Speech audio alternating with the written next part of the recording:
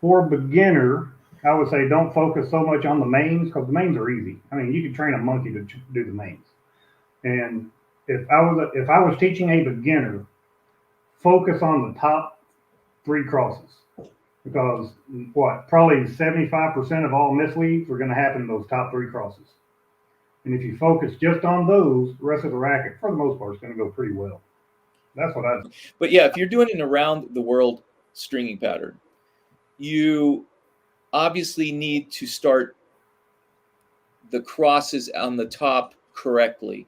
Otherwise, you end up at the bottom with two weaves that Yeah, are the same. And yeah, that's a total rookie. I mean, you're only going to do that once or twice before you look at yourself and go, oops. So you got to count, right? Some people just naturally, if you know how many cross strings you have, you can figure out, okay, if I start on the top, it's going to be opposite on the bottom. If I'm over on a string on the top, I'm going to be over on the bottom. If it's even, so you have that intuitively, figured out in your brain. You don't have to count. For me, I always like to count just to be sure. That does take an extra few seconds to go, I'm counting over, under, over, just to make sure. I don't think I need to do that, but sometimes.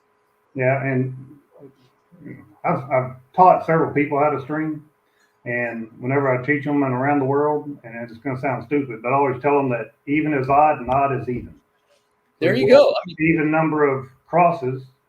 The first and top one are going to be odd, but if you have an odd number of crosses, they're going to be the same. They're going to be even.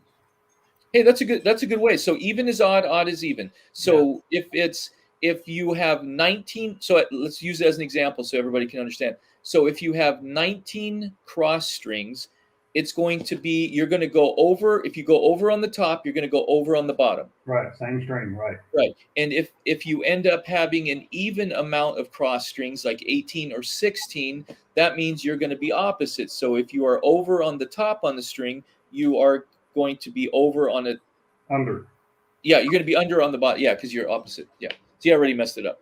But yeah. So even amount of strings in your racket crosses means that you're going to be odd on your pattern. Right.